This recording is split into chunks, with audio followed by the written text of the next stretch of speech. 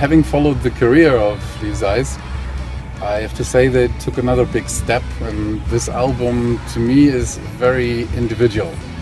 It's definitely a high point in their career, if not the high point in the career. There's the massive orchestral accompaniment, there is folklore instruments, there is different singers.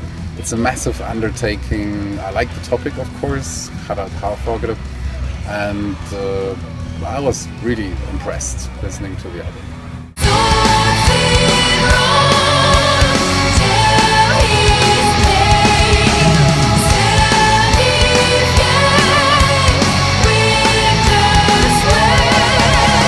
You know, this is easy because normally if you go to listening sessions like this, you have to come up with something clever to say to the camera after listening to the album.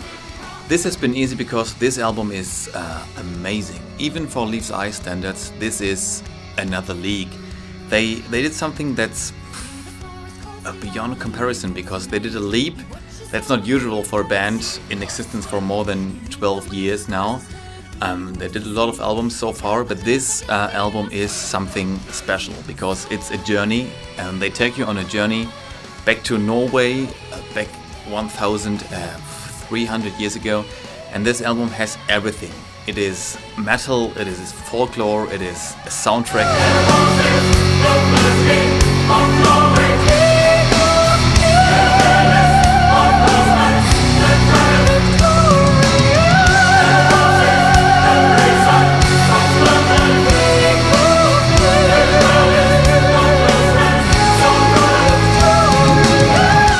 Acabamos de escuchar lo nuevo de Leaves' Eye, King of Kings. Es un disco que va a salir ahora en septiembre. Es un disco que trata del primer rey de Noruega y es un disco que tiene conexión con todos los trabajos anteriores de la banda. Tanto los elementos folk, elementos más bombásticos. Tiene de todo. Tiene colaboraciones de Simone Simons, de algún miembro de Wardruna. Y creo que es un disco que va a gustar mucho. Es un disco muy completo, es un disco que no tiene bajones, es un disco que se mantiene a un nivel muy alto en todo momento y que cuando acabas lo único que tienes ganas es de repetir. Destacaría como temas principales igual King of Kings, que es el title track. Destacaría también Out and the Black, aunque tenga conexión quizá con Symphonies of the Night en Hell to Heavens. Destacaría también sobre todo el tema Blazing Waters, que creo que es el estandarte del disco y que es muy apropiado para cerrar cualquier concierto.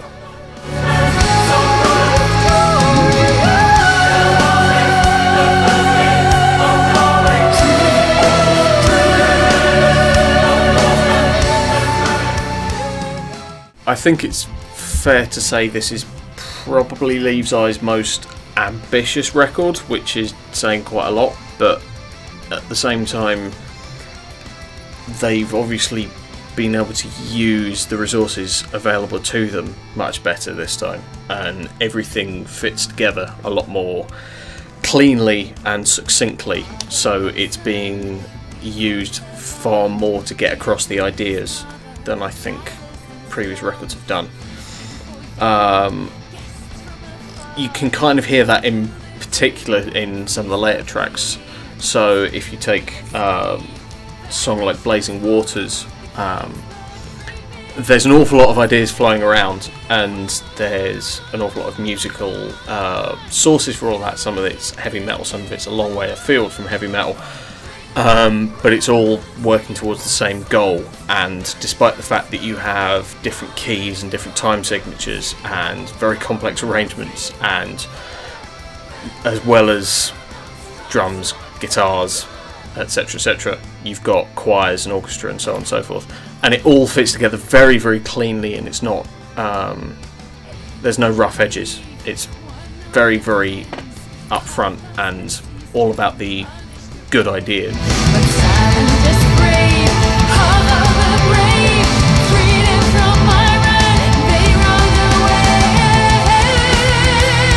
So I'm just a fan. I'm an enthusiast, and I can give you my gut feeling about this music. And I think The whole concept of the album is very well done. It's about Viking history, and it's very heavy metal but melodic. It's a dark album, and I think that fits the overall story very well.